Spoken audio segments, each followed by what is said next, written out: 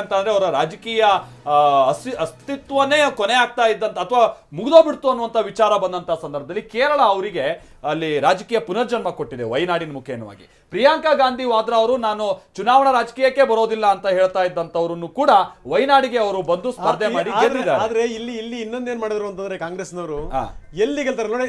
ತ್ರಿಷಾ ಅವರ ದೃಶ್ಯಾವಳಿಗಳನ್ನು ತೋರಿಸ್ತಾ ಇದೀವಿ. ತಿರುಪತಿಗೆ ಹೋಗಿ ಅವರು ವಿಶೇಷ ಪೂಜೆ ಮಾಡಿಸಿದ್ದಾರೆ. ಬೆಳಗ್ಗೆನೆ ತಿರುಪತಿಗೆ ಹೋಗಿ ವಿಶೇಷ ಪೂಜೆ ಸಲ್ಲಿಸಿರುವಂತ ತ್ರಿಷಾ ಬಹುಶಃ ಏನಾದ್ರೂ ಸೋತು ಬಿಟ್ಟಿದ್ರೆ ಅಭಿಮಾನಿಗಳು ತ್ರಿಷಾ ಮೇಲೂ ಕೂಡ ಕಂಡ ಕಾರ್ ಬಿಡ್ತಿದ್ರು. ಎಕ್ಸಾಕ್ಟ್ಲಿ. ಸೊ ಇದು ಸಂಗತಿ. ಇದು ಗೊತ್ತಿಲ್ಲ, ಇದು ಬರ್ತ್ಡೇ ಇವತ್ತು ಅವ್ರದ್ದು, ತ್ರಿಷಾ ಅವ್ರ ಕೋಇನ್ಸಿಡೆನ್ಸ್ ಕರೆಕ್ಟ್. ತ್ರಿಷಾ ಅವರ ಹುಟ್ಟಿದ ದಿನ ಇವತ್ತು. ಆಮೇಲೆ ಇದನ್ನ ನಾವ್ ಯಾಕೆ ಇಷ್ಟು ಧೈರ್ಯವಾಗಿ ಹೇಳ್ತಾ ಇದೀವಿ ಅಂತಂದ್ರೆ ಅವ್ರ ಪತ್ನಿನೇ ಈ ವಿಚಾರವನ್ನ ಹೇಳಿದ್ರು. ತ್ರಿಷಾ ಜೊತೆಗೆ ವಿಜಯ್ ಅವರ ಕಾರಣದಿಂದಾಗಿನೇ ನಾನು ವಿಚ್ಛೇದನಕ್ಕೆ ಹೋಗ್ತಾ ಇದ್ದೀನಿ ಅಂತ. ಆಮೇಲೆ ಬಹಳಷ್ಟು ಈ ಡಿಎಂಕೆ ಲೀಡರ್ಸ್ ಗಳು ಹಾದಿ ಬೀದಿಲೆಲ್ಲ ತ್ರಿಷಾ ಅವ್ರ ವಿಚಾರವನ್ನ ಡಿಎಂಕೆ ಅವರು ಅದನ್ನ ಪ್ರಚಾರ ತುಂಬಾ ಕೆಟ್ಟದಾಗೆಲ್ಲ ಮಾತಾಡಿದ್ರು. ತುಂಬಾ ಕೆಟ್ಟದಾಗ ಮಾತನಾಡಿದ್ರು. ವಿಜಯ್ ಏನಾದ್ರು ಅಕಸ್ಮಾತ್ ತಿರ್ಚಿನಲ್ಲೂ ಗೆದ್ರೆ ನೋಡಿ, ಯಾಕೆಂತ ಹೇಳಿದ್ರೆ ಇವ್ರು ಎಲ್ಲ ಪೋಲ್ಸ್ಟರ್ಗಳು ಏನ್ ಹೇಳ್ತಿದ್ರು ಅಂತಂದ್ರೆ ಗ್ರೇಟರ್ ಚೆನ್ನೈ ಭಾಗದಲ್ಲಿ ಪ್ರಭಾವ ಇದೆ, ಮತ್ತೆ ಸೌತ್ ಏನು ತಮಿಳ್ನಾಡಲ್ಲಿ ಅಲ್ಲಿ ಎಸ್ ಸಿ ಸಮುದಾಯ ಅಲ್ಲಿ ಮಾತಾಡೋದು ಬೇರೆ ಕಡೆ ಇಲ್ಲ ಅಂತೇಳಿ.